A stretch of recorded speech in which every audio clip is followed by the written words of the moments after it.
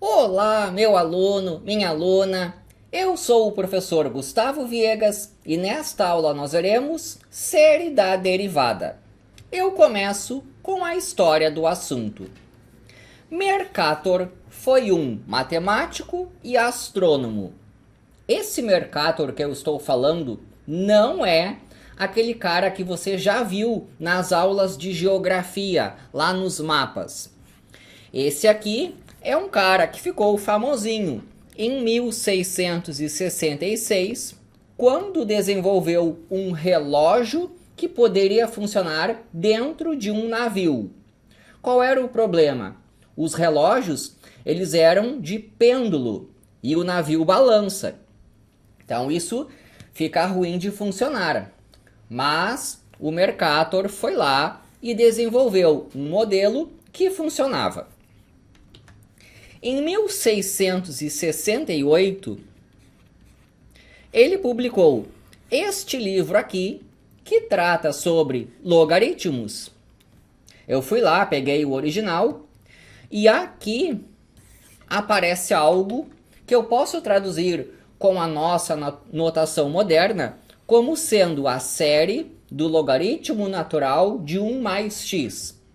Está em latim, mas dá para entender algumas coisas, como por exemplo, aqui ó, quadrado, se refere a isso aqui. O cubo se refere a isso aqui. Quadrado, quadrado. X ao quadrado, conserva a base e somos expoentes. É o x na quarta. Aqui eu tenho um quadrado cubo. X ao quadrado, x ao cubo. Conserva a base, somos expoentes, dá o x na quinta, que é o próximo termo que aparece aqui na série.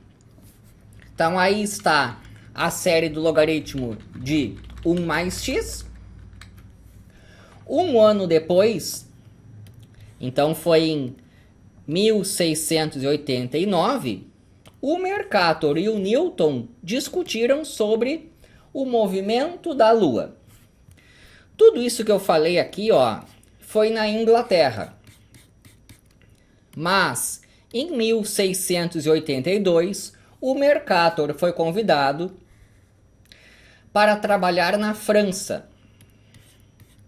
É que bem nesse ano aí, ó, o Luís XIV resolveu, de fato, levar toda a corte da França para morar no Palácio de Versalhes. E o Mercator foi convidado para ir trabalhar lá na construção das fontes do palácio. Aí está a história do assunto.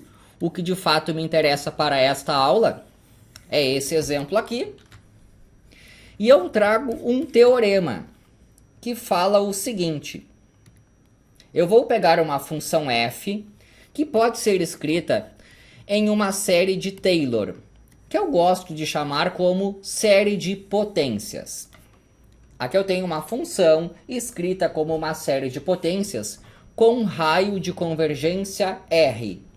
O teorema afirma que a derivada dessa função possui o mesmo raio de convergência e eu posso derivar termo a termo. É assim, ó. Eu vou calcular aqui a derivada. F' de x. Esse A0 é uma constante. Derivada de constante é zero. Vou até colocar o zero aqui, mas já vou apagar. Já esse A1 é uma constante multiplicando. Então ele fica parado. Derivada de x menos x0. A derivada desse x aqui é 1. A desse x0 aqui é 0.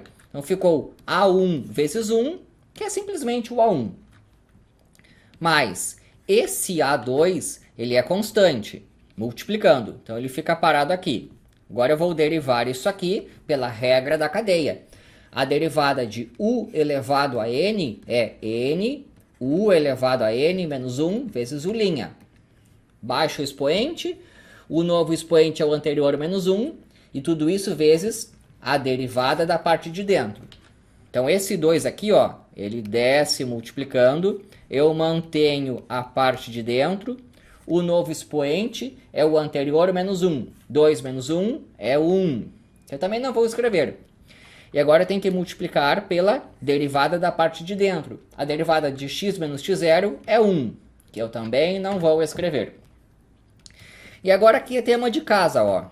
O A3 é constante multiplicando, fica parado. Esse 3 ele desce, repete a parte de dentro. Se aqui é 3, o novo expoente é 2, porque é o anterior menos 1. E a derivada da parte de dentro é 1, que eu não vou escrever. E continua aí. Aqui está a série da derivada, que possui o mesmo raio de convergência lá da série original. Agora falando nessa notação aqui. Aqui é sobre a f, agora eu vou falar sobre a f'. Vai aparecer aqui um somatório. Esse AK, ele fica parado, porque é uma constante que está multiplicando isso. Esse K aqui, ele desce multiplicando. Regra da cadeia. Desci o K, x menos x0, elevado aqui ó, agora a K menos 1, vezes a derivada de x menos x0, que é 1, que eu vou apagar. Um detalhe muito importante. Aqui, ó, no meu exemplo, eu fiz bem geral. Eu começo no A0, de tal maneira que aqui o somatório começa em 0. Mas olha o seguinte. Quando eu vejo aqui na série da derivada, eu não tenho o termo em A0. Porque quando eu derivei, isso aqui virou 0. Eu começo nesse A1 aqui, ó. O primeiro termo da série da derivada acabou sendo esse A1. De tal maneira que aqui, ó, eu começo em K igual a 1 até o infinito. Então, de maneira geral, eu tenho que a série da função começa em 0, mas na derivada eu começo em 1. Na prática, tem que analisar caso a caso. Isso aqui é a situação completa em que a f tem esse termo em A0 aqui. Daqui a pouco eu vou dar um exemplo que vai explicar um pouquinho melhor isso. Mas a ideia geral é essa. Se aqui começa em 0, aqui começa em 1.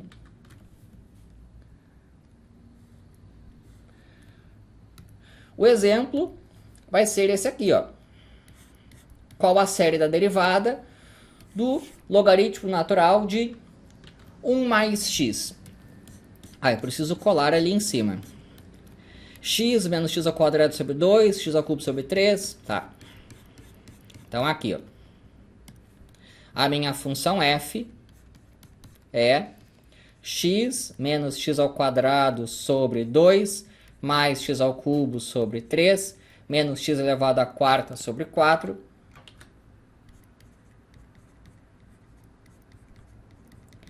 Eu vou colocar uma informação adicional aqui. O raio de convergência dessa função ele é 1. Isso significa que o raio de convergência da derivada dessa função também é 1. Porque as duas possuem o mesmo raio de convergência. É isso que diz o teorema. Aqui, ó, mesmo raio de convergência R.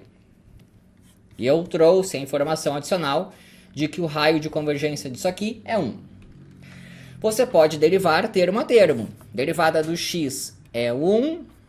Derivada de x ao quadrado, 2x. Derivada de x ao cubo, 3x ao quadrado. Derivada de x elevado à quarta, 4x ao cubo. Vou simplificar aqui. Ficou 1 menos x mais x ao quadrado menos x ao cubo.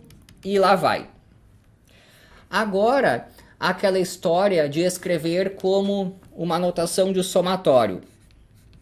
Essa f aqui, ó, tem por série isso aqui, ó. É o somatório de menos 1 elevado a k mais 1 x elevado a k sobre k.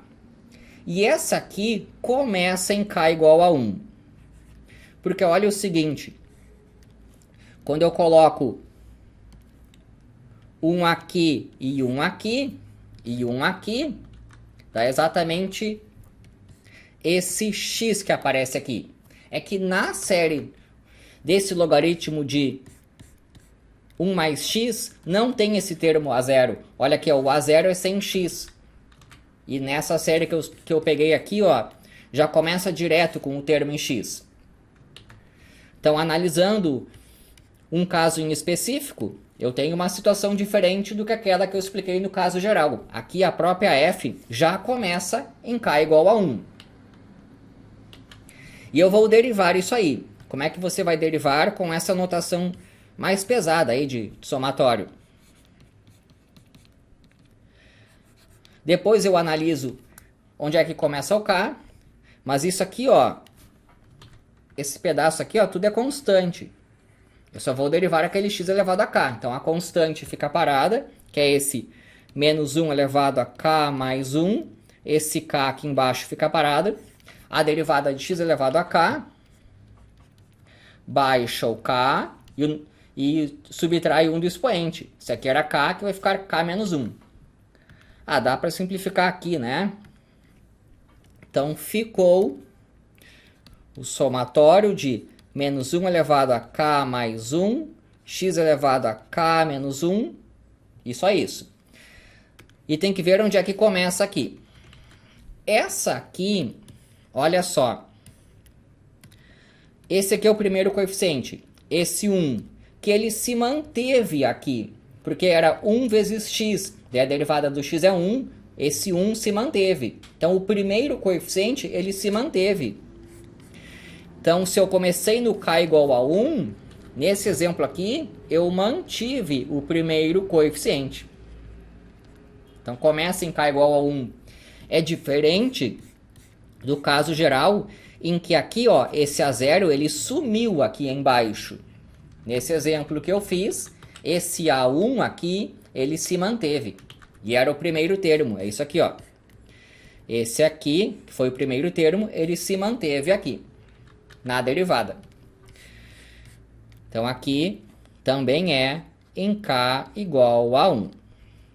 Quando eu coloco 1 aqui, colocar 1 aqui, ó, fica 1 menos 1 dá 0, x elevado a 0 dá esse 1 aqui. Quando eu coloco 1 aqui, ó, fica positivo. Então, quando eu coloquei 1 aqui e 1 aqui, de fato eu encontrei esse primeiro termo aqui da série da derivada. Então, tenha esse cuidado aí de ver onde é que os somatórios começam. Espero que tenha gostado. Inscreva-se no canal. E é isso daí.